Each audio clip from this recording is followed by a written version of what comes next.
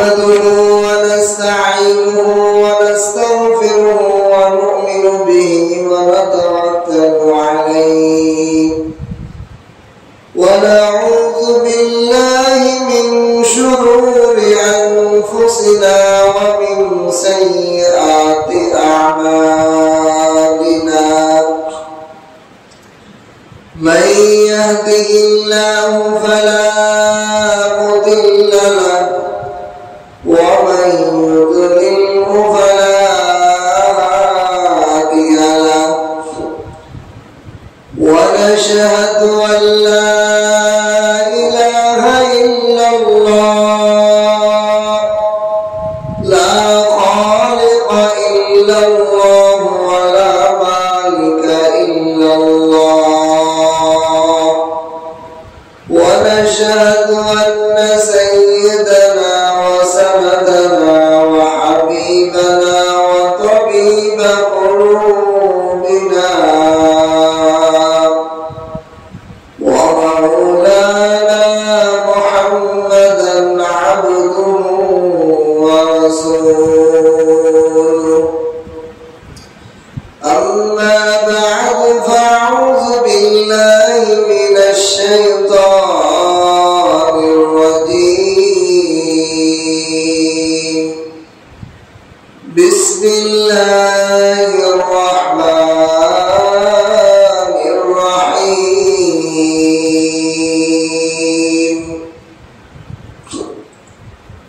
يا أيها الذين آمنوا ادخلوا في السلم كافة ولا تتبعوا خطوات الشيطان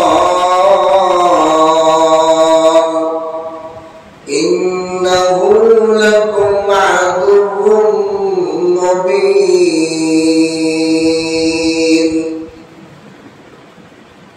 وقال النبي صلى الله عليه وسلم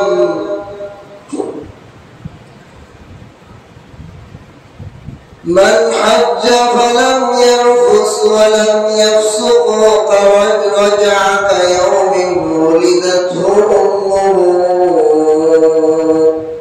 أو كما قال عليه الصلاة والسلام.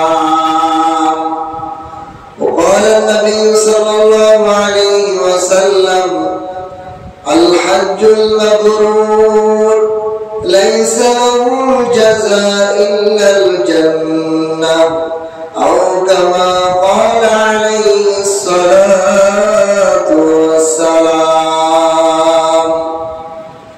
بارك الله لنا ولكم في القرآن العظيم وإياكم بالآيات والذكر الحكيم. سبحانك لا علم لنا إلا ما علمتنا إنك أنت العليم الحكيم. ربي زدني علما ربي زدني علما. رب اشرح لي صدري ويسر لي أمري واحلل عقدة من لساني يفقهوا قولي. दुनिया में हो दुनिया का तलबगार नहीं हो,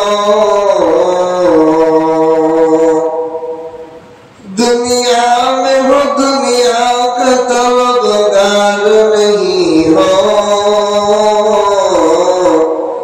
बाजार से गुजरा हो खरीदार नहीं हो, बाजार से गुजरा हो खरीदार नहीं हो। ऐ दैये नया रंग नया साल नया है, नाम मुसलमान तेरा काम कुफर है, नाम मुसलमान तेरा काम कुफर है।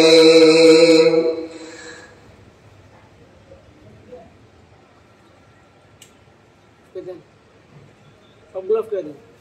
कमा का मंजर ऐ खुदा दिखला मुझे, काने कमा का मंजर ऐ खुदा दिखला मुझे, मक्का यसरफ का मंजिल देखने को दे मुझे, मदीना में जाना मदीना में रहना, यही है मेरे दिल की तमन्ना, बलगल उला बिकमालिही कशफत दुजा बिजमालिही, हसनत जमीअ ख़िसाली सल्लू अलैहि व आलिही। अल्लाह पाक लाखों कोटि शुक्र और सुजूद जो महान रब्बुल आलमीन আমাদেরকে দয়া করে মায়া করে জুমার আযানের সাথে সাথে আল্লাহর ঘর মসজিদে উপস্থিত হয়ে কিছু দ্বীনি মুযাকারা করার তৌফিক দান করেছেন। আপনাদেরকে শোনার আমল করার সবাইকে আমল করার তৌফিক দান করেন। এজন্য কালিমাতুশ শুকর আদায় করি আলহামদুলিল্লাহ। শাওয়াল মাসের শেষ দিক, এই শাওয়াল মাস শুরু হওয়ার সাথে সাথে হজের মৌসুম শুরু হয়। হজ মুসলমানের একটা বৃহত্তম ইবাদত এবং ইসলামের 5 রকমের এক রকম, কলেমা, নামাজ, রোজা, হজ, যাকাত। এই 5টা রকমের মধ্যে একটা বৃহত্তম ইবাদত হলো হজ। এজন্য হজ করা যাদের উপর ফরজ, এই সংক্রান্ত কিছু আলোচনা আল্লাহ যদি আমাকে তৌফিক দান করেন, আমার তৌফিক ইল্লা বিল্লাহ, বলেন আমিন। কোরআনে কারীমে সূরাতুল বাকারা 208 নম্বর আয়াত আমি তেলাওয়াত করেছি। এই আয়াতের শাব্দিক অর্থ এবং এই আয়াতটা কি প্রেক্ষাপটে নাযিল হয়েছে, আল্লাহ তাআলা প্রথমে বলেন, ইয়া আইয়ুহাল্লাযীনা আমানু দুখুলু ফিস-সিলমি কাফা, হে আন্ধাহা জগতের অটল বিশ্বাসী বান্দাগণ, হে আন্ধাহা জগতের ঈমানদার বিশ্বাসী বান্দাগণ, উদখুলু ফিস-সিলম, ইসলামের মধ্যে তোমরা পরিপূর্ণভাবে ঢুকে যাও। কাফা, ইসলামের একটা মানো আর একটা মানো না এরকম নয়। ইসলাম শুধু নামাজ রোজার মাধ্যমে নয়, ইসলাম হলো একটা পরিপূর্ণ জীবন বিধান।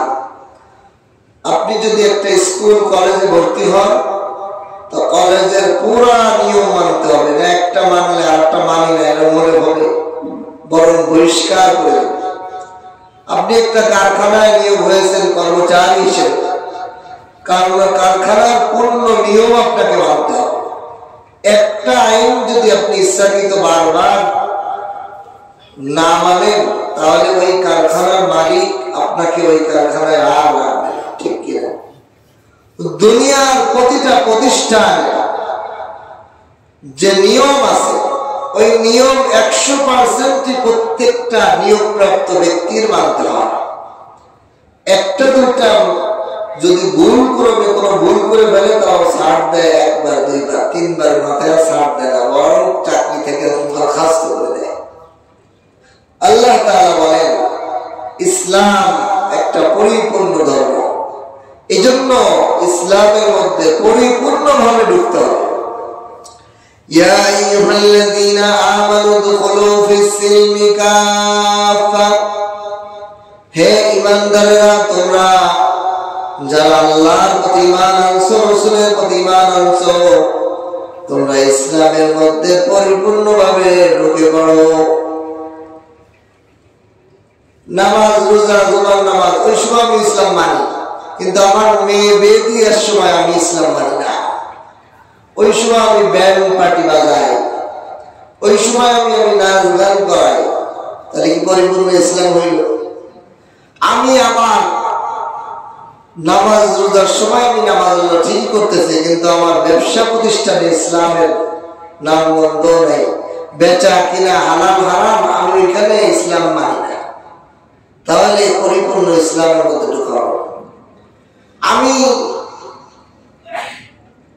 নামাজ রোজা দান সদকাত সবই ঠিক করতেছি, কিন্তু আমার উপর যাকাত ফরজ হইলে আমি এখানে আর ইসলাম মানি না। আমার উপর হজ ফরজ হইলে আর আমি সেখানে হজ করি না। এই জন্য আল্লাহ পাক এই আয়াতের মাধ্যমে আমাদেরকে জানিয়ে দিয়েছেন, ইয়া আইয়ুহাল্লাযীনা আমানু দুখুলু ফিস-সিলমি কাফা, হে ঈমানদারেরা তোমরা পরিপূর্ণভাবে ইসলামের মধ্যে ঢোকো। নামাজ ঠিক করি কিন্তু পর্দা করি না, ইসলামের পর্দা মানি না। নামাজ ঠিক করি কিন্তু বিবিকে পর্দায় রাখি না, নিজেও পর্দা করি না, তাহলে ইসলামের পরিপূর্ণ ভিতরে ঢোকা হইল। আর এগুলো একটা ফরজ বিধান। ফরজ বিধান লঙ্ঘন করা মানে কোম্পানি থেকে ডাইরেক্ট বরখাস্ত, ইচ্ছাকৃত ছুটি ছাড়া 3 দিন নাই, কোম্পানির মালিক তাকে বরখাস্ত করেছে। আমার এক পরিচিত লোক অসুস্থ হয়েছে, কোম্পানিতে ফোনও করি নাই, 3 দিন ধরে যাই না, মাথা ব্যথা, কোম্পানিতে গেছি আমার তোমার চাকরি পা। আমি ঠিকই তো করছি, উচিত দিয়েছে, আপনি অসুস্থ হয়েছেন, আপনি জানাবেন যে আমি অসুস্থ ছিলাম, আসতে পারতেছি না, আপনার সিনিয়র অফিসারকে জানাই দেন, তাহলে সে অসুস্থতার অ্যাবসেন্ট দিয়ে রাখবে বিমা। তা আপনি জানানো নাই, আমার জানানোটা এটা দরকার, এটাও মনে করেন নাই, তো কোম্পানি তো আপনাকে চাকরি থেকে বরখাস্ত করবেই। আল্লাহ তাআলা বলেন, ইসলামের মধ্যে যারা পরিপূর্ণভাবে ঢুকবে না, যতটুকু নিজের স্বার্থে হয় ততটুকু ইসলাম মানি। নামাজ পড়তে তো টাকা খরচ হয় না, নামাজ রোজা কিছু ইবাদত আছে এগুলো তো টাকা খরচ হয়, যেটা টাকা খরচ হয় যাকাত দেওয়া হজ করা, ওইটার মধ্যে আর ইসলাম আমি কি দরকার আছে এত টাকা খরচ করে হজ করতে যাবো? কি দরকার আছে আমার টাকা থেকে 40 লাখ টাকার মালিক হলে 1 লাখ টাকা আমার গরিবদের দিয়ে রাখবো? কি দরকার আছে? ওইখানে যে আর ইসলাম মানি না। আল্লাহ তাআলা বলেন না, ইয়া আইয়ুহাল্লাযীনা আমানু দুখুলু ফিস-সিলমি কাফা, হে ঈমানদাররা ইসলামের মধ্যে তোমার মন মতো কিছুটা মানবা কিছুটা মানবা না, এরকম হবে না। ঢুকলে পরিপূর্ণভাবে ঢুকতে হবে, কারণ না হলে তোমার ইসলাম গ্রহণ করা হবে না। ওয়ালা তাত্তাবিউ খুতুওয়াতিশ শাইতান, শয়তানের পদাঙ্ক অনুসরণ করো না। ইন্নাহু লাকুম আদুউম মুবিন, নিশ্চয়ই শয়তান তোমাদের প্রকাশ্য দুশমন। এটা হলো আয়াতের শাব্দিক অর্থ। এই আয়াতটা নাযিল হয়েছে কোন প্রেক্ষাপটে? ইহুদিদের একজন বড় আলেম রাসূলুল্লাহ সাল্লাল্লাহু আলাইহি ওয়াসাল্লামের মদিনা ইহুদিদের মধ্য থেকে একজন বড় আলেম, যার নাম ছিল আব্দুল্লাহ ইবনে সালাম, যিনি ইসলাম গ্রহণ করেছেন, রাসূলুল্লাহ সাল্লাল্লাহু আলাইহি ওয়াসাল্লামের হাতে ইসলাম গ্রহণ করেছেন।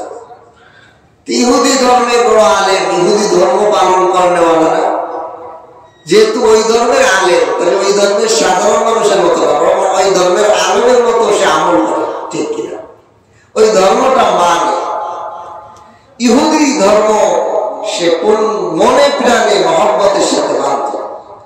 এখন ইসলাম গ্রহণ করার পর ভেজাল বেড়ে গেছে। 2টা বিষয়। 1 নম্বর হলো ইহুদি ধর্মের মধ্যে শনিবার হলো পবিত্র দিন, ইহুদিদের পবিত্র দিন হলো শনিবার, আর মুসলমানের পবিত্র উত্তম দিন হলো জুমা, শুক্রবার, ঠিক কিনা? এখন ধর্মে উটের গোশত হারাম, ইহুদি ধর্মে উটের গোশত হারাম। এখন যেই জিনিসটা হারাম এতদিন খাই নাই, মুসলমান হওয়ার পর ওই জিনিসটা খাইতে একটু শখ শখ লাগবে না? ধরেন এখানে আমরা যারা মুসলমান আছি, আমাদের সামনে শুকরের গোশত, কুকুরের গোশত হারাম কিনা? এখন যদি হঠাৎ করে হালাল হয়, তারপরেও খাইতে গেলে কি লাগবে? ইতস্তবোধ লাগবে কিনা? শখ লাগবে। এতদিন ঘৃণা করে এটা খাইনি, হঠাৎ যদি এটা হালাল হয়ে যায় কোনো না কোনো মাধ্যমে, তো এটা খাইতে গেলে একটু শখ সন্দেহ লাগবেই তো, ঠিক কিনা? যেমন অনেক হালাল প্রাণী আছে, হঠাৎ করে খাইতে গেলে আপনার শখ লাগে। যেমন খরগোশ, এটা হালাল, আল্লাহ রাসূল সাল্লাল্লাহু আলাইহি সাল্লাম খেয়েছেন, একদিনকার সাহাবারা খেয়েছেন, খরগোশ জবাই করে খেয়েছেন। কিন্তু আমাদের সমাজে আমরা একবার পোড়াবাড়ি বাজার মসজিদে তফসিরে খরগোশ জবাই করে খিচুড়ি করে খাওয়াইছি। তো প্রথম একটু শখ শখ কিরকম লাগে, এটা গোশত, দুম্বার গোশত হতো। এই জন্য যেই জিনিস মানুষ খাওয়ার অভ্যস্ত না, হঠাৎ করে খেতে গেলে এটা, আর যে জিনিসটা হারামই ছিল আগের ধর্মে।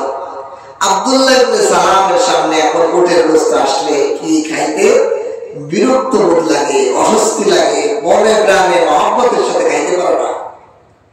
এই কারণে তিনি রাসূলুল্লাহ সাল্লাল্লাহু আলাইহি ওয়াসাল্লামের কাছে দরখাস্ত করলেন, ইয়া রাসূলুল্লাহ, ইয়া হাবিবাল্লাহ, ইহুদি ধর্মে এটা তো হারাম ছিল, আর ইসলাম ধর্মে তো এটা হালাল। বাকি আপনি যদি আমাকে একটু অনুমতি দেন, আমি এটা হালাল মনে করব, কিন্তু খাইতে পারবো, খাবো না, এটা যদি না খাওয়ার একটু অনুমতি দিতেন। আর ইহুদি ধর্মে শনিবার পবিত্র দিন ছিল, ইবাদত বন্দেগীর দিন ছিল, যদিও ইসলাম ধর্মে জুমার দিন পবিত্র দিন, দামি দিন, উত্তম দিন।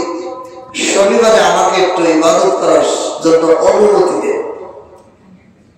এই প্রশ্ন করার সাথে সাথে আল্লাহ রাব্বুল আলামিনের পক্ষ থেকে এই সূরাতুল বাকারা 208 নম্বর আয়াত নাযিল হয়ে গেল। আল্লাহ বলেন, ইয়া আইয়ুহাল্লাযীনা আমানু, হে ঈমানদাররা, হে আব্দুল্লাহ ইবনে সালাম, তুমি ইসলাম ধর্ম গ্রহণ করে ঈমানদারের খাতায় নাম তুলেছো। এখন ইসলামের যে জিনিসগুলো হালাল, এটাকে হালাল মনে করে ব্যবহার খাইতে হবে, এটা না খাওয়ার ভিতর থাকা যাবে না। ইয়া আইয়ুহাল্লাযীনা আমানু দুখুলু ফিস-সিলমি কাফা, ইসলামের মধ্যে পরিপূর্ণভাবে ঢুকে যেতে হবে। শখ সন্দেহ করে এটাকে না খাওয়ার ভিতর রাখা যাবে না। এখন দেখেন আল্লাহ তাআলা আয়াত নাযিল করে আব্দুল্লাহ ইবনে সালামের ব্যাপারে নাযিল করে কি বুঝাইলেন, যে উটের গোশত আগে হারাম ছিল, এখন ইসলামে হালাল, এবং এটা ইসলামে উল্লেখ করে দিয়েছে এটা আসলে আগে কখনোই হারাম ছিল। হযরত ইয়াকুব আলাইহিস সালাতু ওয়াস সালাম, আল্লাহর নবী ইয়াকুব, ইউসুফ আলাইহিস সালামের বাবা, ওনার একটা রোগ ছিল। ওই রোগের কারণে উটের গোশত অত্যাধিক গরম, এই জন্য উটের গোশত খাওয়ার পর ওযু করা মুস্তাহাব। উটের গোশতের পরে গোশত খাওয়ার সাথে সাথে ওযু করা, মানে এটা শরীরের গরমি আসে, শরীরের মধ্যে ওটার মধ্যে একটা গরমি ভাব আছে। উটের গোশত খাওয়ার পর পরে একটু ওযু করা মুস্তাহাব। এই জন্য এই উটের গোশত খেলে ইয়াকুব নবীর একটু সমস্যা হতো, এই জন্য উনি নিজের অসুস্থতার জন্য উনি খায় না। যেমন আমাদের সমাজে অনেক মানুষ আছে, মিষ্টি খাইলে ডায়াবেটিস রোগীর রোগ বেড়ে যায়, এই জন্য সে মিষ্টি খায় না। এর মানে কি তার জন্য মিষ্টি হারাম? না, মিষ্টি সে খাইতে পারে, কিন্তু খায় না, রোগটা বেড়ে যাবে। অনেকের হার্টে পড়লে ভাজা ভোজা জিনিস, তেলে ভাজা জিনিস খায় কম, হার্টের প্রবলেম আছে, এই জন্য তার তেল জিনিস তার জন্য হারাম হয়ে যায়। বাকি তার শারীরিক ভাবে তার জন্য একটু অসুস্থতা, সে এটা থেকে বেঁচে থাকলে ভালো। তা ঠিক ইয়াকুব নবী উনি ওনার অসুবিধার জন্য নিজে উট খাইতেন না। এই জন্য বনি ইসরায়েলরা এটা নিজেদের মধ্যে হারাম করেছে। আমাদের নবী খায় না, আমরাও খাইব না। ওরা নিজেদের ধর্মের মধ্যে বাড়াবি কুমানো করছে। এই বাড়াবি কুমানো করতে যাই তারা এই উটের গোস্তকে এমন এক পর্যায়ে নিয়েছে, খাইতে ওদের নবী খায় না, আমরা খাবো না, খাইতে না খাবো না, খাইতে খাইতে গেছে এটা হারাম পর্যায়ে নিয়েছে। এই জন্য আল্লাহ তাআলা কোরআনে কারীমের মধ্যে বলে দিয়েছেন যে এই উটের গোস্ত হারামই ছিল না, এটা হালাল। সুতরাং তোমরা ইসলামের মধ্যে পরিপূর্ণভাবে ঢুকে যাও, উটের গোস্তকে মহব্বতের সাথে খাইতে হবে, এটা হারামই না। সুবহানাল্লাহ। এখন এখান থেকে আমাদের জন্য শিক্ষা কি? কঠিন একটা বিষয় আল্লাহ পাক মেসেজ দিয়েছেন আমাদের। সেটা হলো সামান্য একটা উটের গোস্ত কেউ পায় না, কেউ বেশি পেয়ে খায় না, ঠিক কিনা?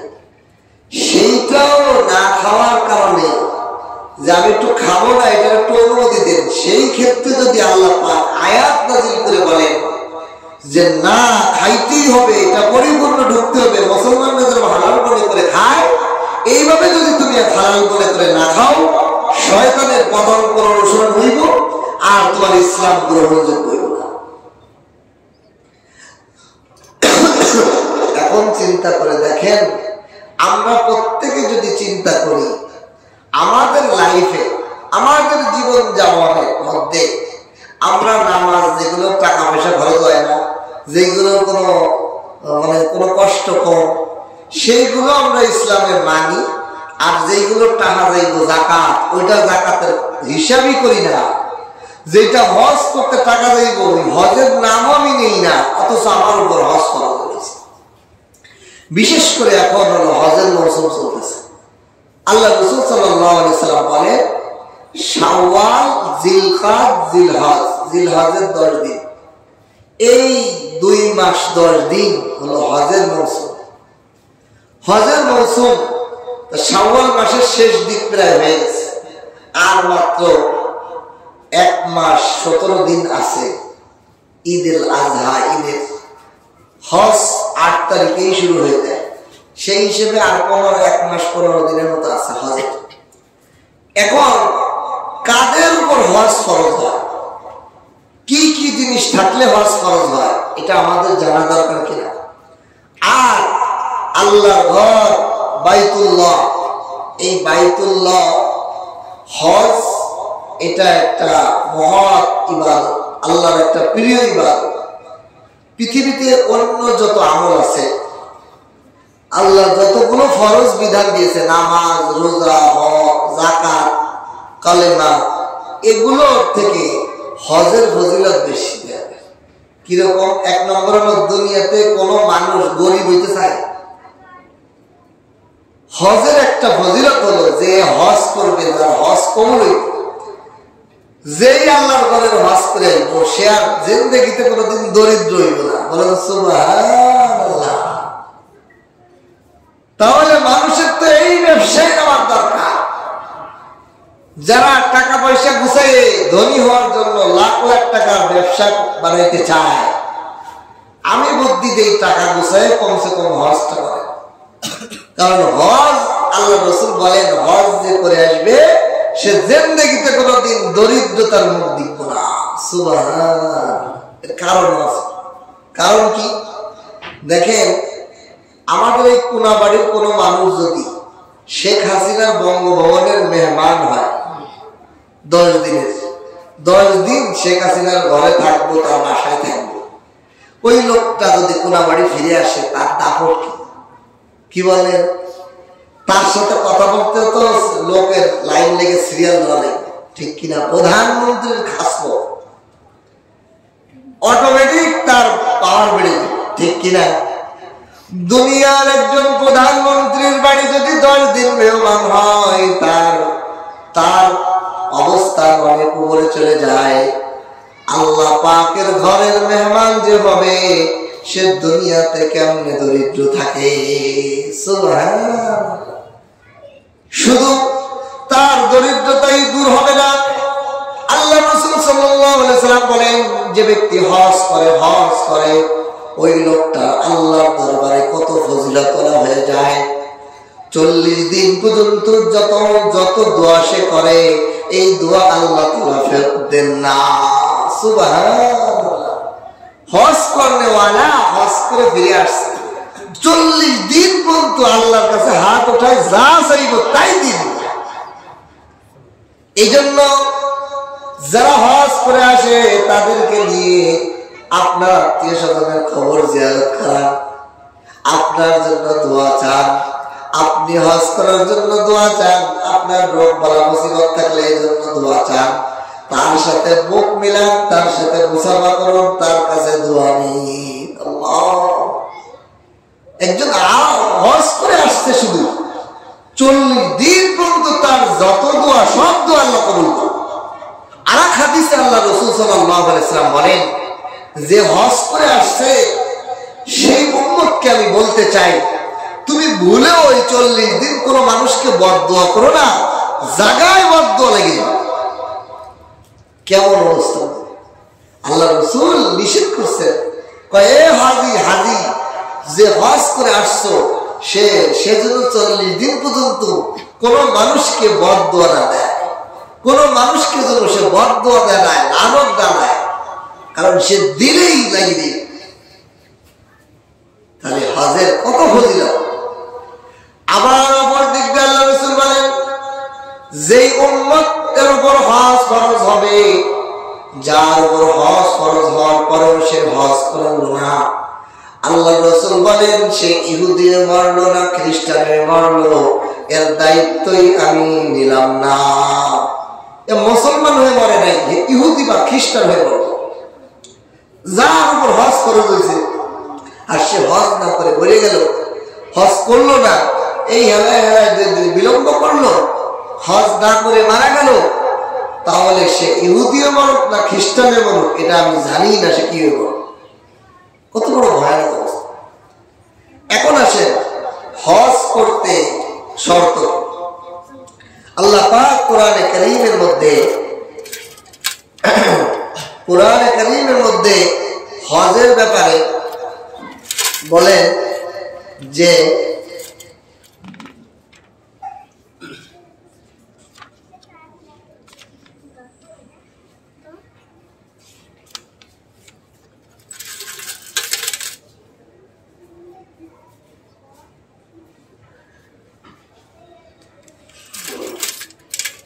কোরআনে কারীমে সূরা আলে ইমরানের 97 নম্বর আয়াতে আল্লাহ তাআলা বলেন, ওয়ালিল্লাহি আলান নাসি হিজ্জুল বাইতি মান ইসতাতা ইলাইহি সাবিলা ওয়া মান কাফারা ফাইন্নাল্লাহা গানিয়্যুন আনিল আলামিন। ওয়ালিল্লাহি আলান নাসি হিজ্জুল বাইত, বাইতুল্লাহ শরীফের হজ করা, মক্কায় হজ করা আমি মানুষের উপর ফরজ করেছি। কার উপর ফরজ করেছি? মান ইসতাতা ইলাইহি সাবিলা।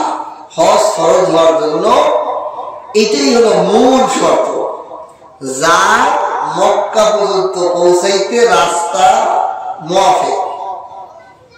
মক্কা পর্যন্ত পৌঁছাইতে কি রাস্তার কোনো সমস্যা নাই, কোনো যানজট নাই, কোনো বাঘের ভয় নাই, কোনো ভাড়া নাই, এরকম না, ভাড়া আছে যাইতে কোনো সমস্যা তার নাই, ল্যাংড়া না, প্রতিবন্ধী না, খুড়া না, অন্ধ না, সে এমন রোগ না যে যাইতে পারতেছে না, যে এরকম মুআফিক তার উপর হজ ফরজ।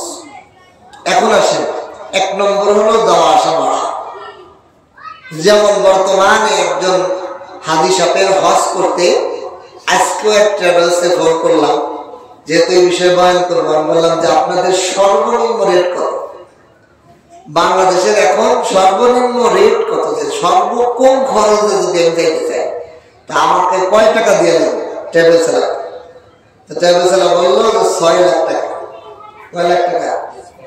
6 লাখ টাকা। তাহলে বোঝা যায় একজন মানুষের কাছে 6 লাখ টাকা থাকলে সে হজে যাওয়া আসা, খাওয়া দাওয়া, হোটেল ভাড়া সব মিলে সব যাবতীয় খরচ হয়ে বাড়ি, মানে 1 মাস 40 দিন 40 দিন 30 দিনের মতো ওইখানে থাকতে হয়, যাওয়া আসা, বিমান ভাড়া, থাকা খাওয়া, হোটেল ভাড়া সব মিলে যাবতীয় খরচ মিলে 6 লক্ষ টাকা হলে একজন মানুষ হজ করতে পারে।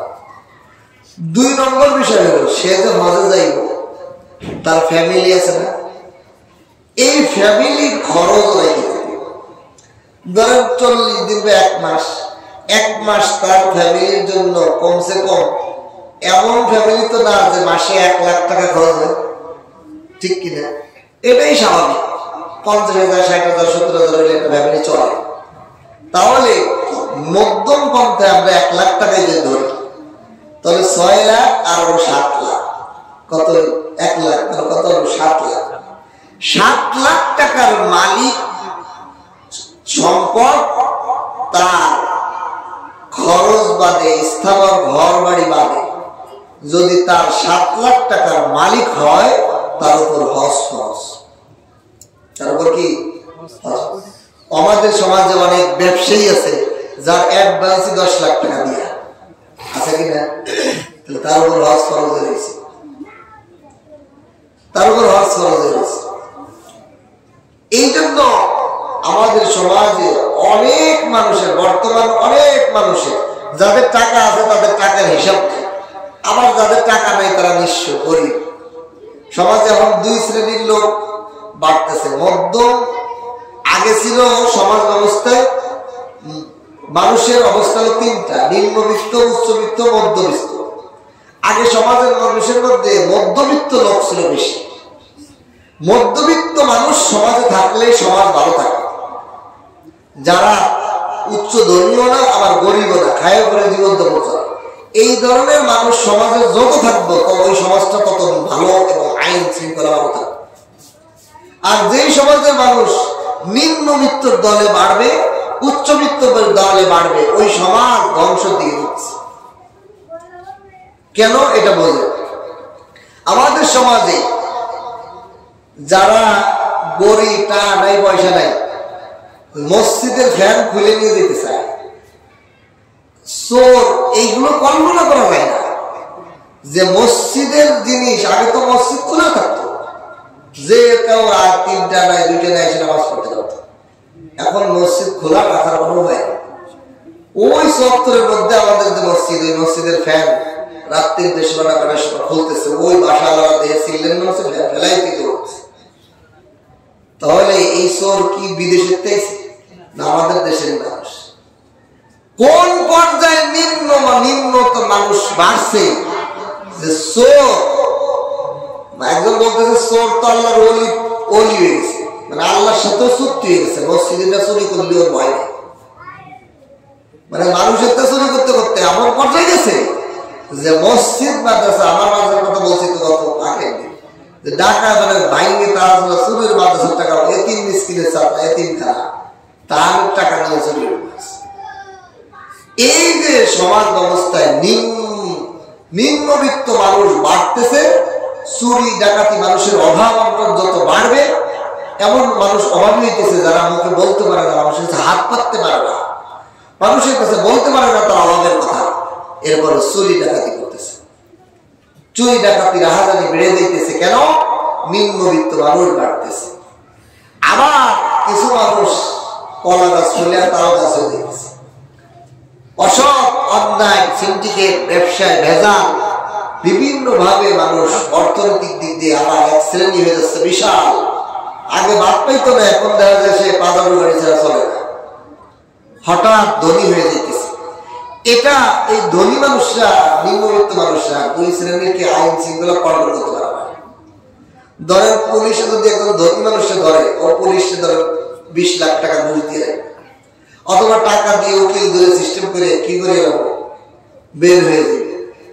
টাকার গরমে তোমাকে আমার রাখতে হবে একদিন হাজতে, অন্যায় করবো, টাকা কত লাগে তত দেবো, মানুষ খুন করে নেয়। উচ্চ শ্রেণীর মানুষরা আইন শৃঙ্খলা মানতে চায় না, আর নিম্ন শ্রেণীর যারা চুরি ডাকাতি করে তারাও তো ভয় পায় না, কারণ তার পেটের জ্বালায় সে যত ধরনের অন্যায় আছে করতে কোনো বাধে না। সমাজের আইন শৃঙ্খলা, পুলিশ না ধরুক, পুলিশ আমাকে আটকা, আমার বাসায় পুলিশ না আসুক, এটা কারা করে? যারা খাইয়ে পরে জীবন যাপন করে, মধ্যবিত্ত। এরা আইন শৃঙ্খলা মানে, এরা আমি খাই বলে আছে বাসা রাখছে, একজনের মানও ধরে না, চুরি করতেও চায় না, আবার কোনো বাটপাড়ি করে ভবিষ্যৎ ধরুক এটাও সে চায় না, সে নিজ বেজাল জীবনযাপন করতে চায়। এই জন্য সমাজ ব্যবস্থায় মধ্যবিত্ত মানুষ যত থাকবে ওই সমাজটা তত আইন শৃঙ্খলা সুন্দর থাকবে। এই জন্য দেশের বাদশা সরকার তাদের উচিত